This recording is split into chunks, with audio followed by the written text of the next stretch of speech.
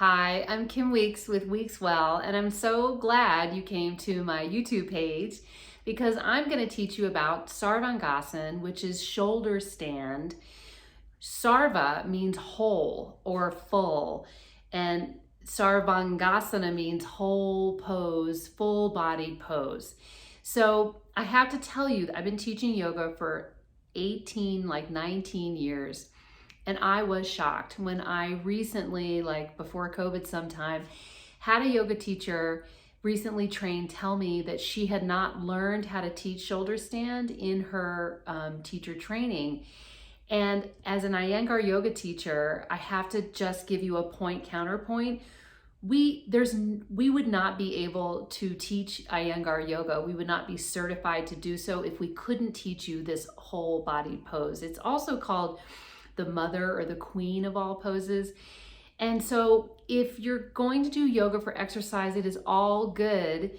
And that's great. You can tone your body in some ways, just like you can with like CrossFit or other kind of exercise. But if you're going to do yoga as a transformative practice to really get in touch with your mind, your breath, and your body and consciousness, and awaken the consciousness inside of you, which is the original intent of yoga and has for the most part passed through all of the lineages. Like for example, in the lineages series that I'm leading with Yoga Alliance right now, you can also get that on my page.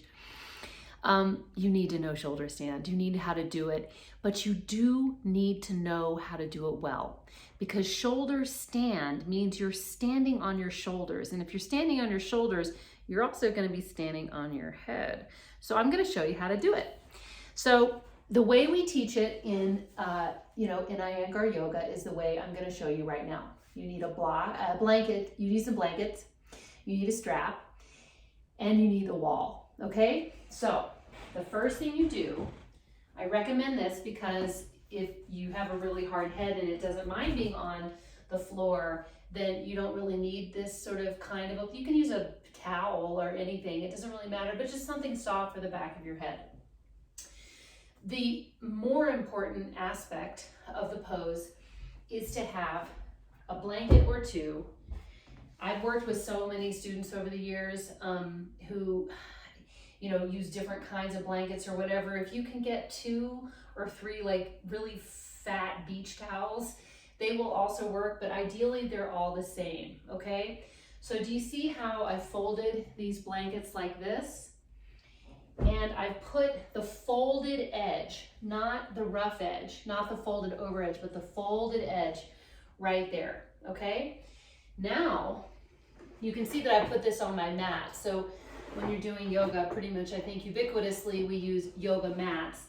And I call this the peanut butter and jelly sandwich, or sunflower butter if peanut butter triggers you.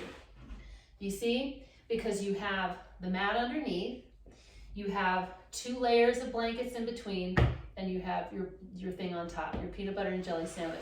So this is what it looks like. Now I want you also, so you can stop and like pause this video anytime you want, but you see how I'm relatively close to the wall? You may not even know like where I'm gonna put my body, but if you pause the video now and just create this, I'll pause for a second and you can just look and see that that's how you want to have your blanket set up. It's called a blanket setup, okay?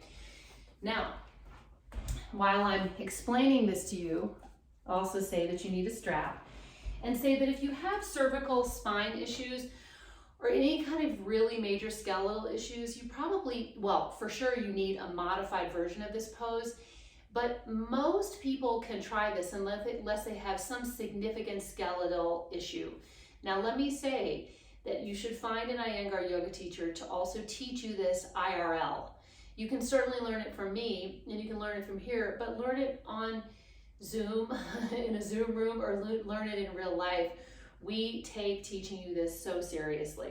Okay, so here's the strap. Now, have the strap be shoulder width apart. So that means your strap, you put your arm through, and you see how my arms are basically shoulder width apart, okay? Like this. You can look in a mirror, you can look down, you can see. So that's that. Now, I'm gonna keep the strap on one arm as I And here's the important stuff. Take my legs up the wall and lie back so that my head is on the floor and everything else, part of my neck, is like basically coming off of the blanket toward the floor like this, all right, just like that. But I want to have support under my shoulders. This is so hard, even in COVID times, because we're so bunched and we have such rounded shoulders. So there's a lot of other preparatory work, like other yoga poses that come into this, that prepare you for this. So don't think you can like try this first when you're doing a yoga practice. I would not recommend that. But basically when you get here, you'll see that the action, see how I'm kind of like moving my elbows into the ground? My legs are here. Now here's the kind of the most important thing that you want to see happen. As I lift up, I press my elbows in, and did you see how I just moved my shoulders underneath me? And look very carefully. My shoulders have not come off the blanket, they stay on the blanket, okay? Now, here's my strap. I take my strap and I strap my arms behind me together. Do you see that? You can see it. And I do that so that I can walk my feet up the wall, press my outer shoulders into the ground, into the blankets, and lift myself up. Now, by the way, if I've gotten to this spot, I'm in a good position to just hang out for a minute, because guess what? I'm standing on my shoulders. This is a great place to stay for a while. You don't have to go any further. But if you're feeling good and you feel like I can stand on my shoulders, I can really bring my legs over my head. This is the pose. I'm headed toward the pose. You want to try it, but you want to make sure you're doing it safely. See how my hands are on my back and how they are belted? My arms are belted. Now watch. This is my tailbone, not connected or fixed into the body. This is my tailbone fixed into the body. And if my tailbone is fixed into the body, guess what?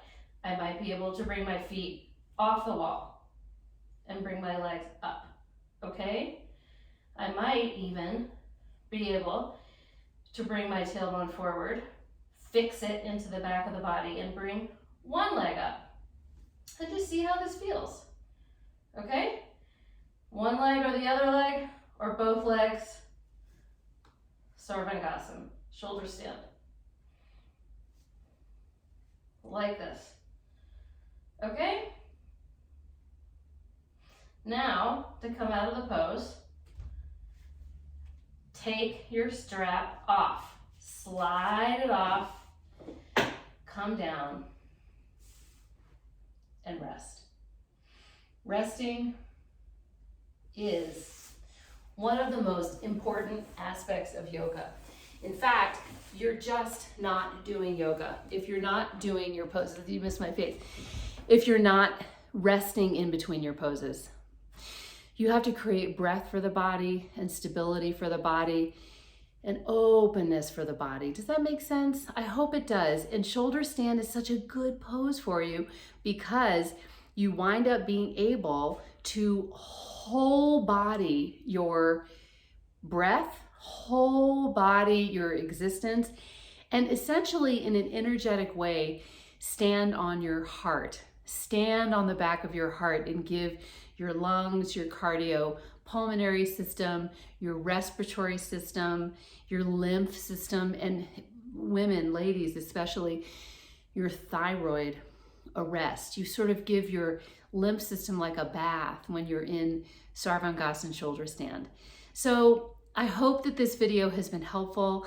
I have lots of other videos on this channel to help you learn about how to get into and out of poses. I'm also doing a lot of work in the story and the conversation and the study of the lineages in yoga. Okay, so anyway, hope you enjoy my channel. I'm on Weeks.well on Instagram.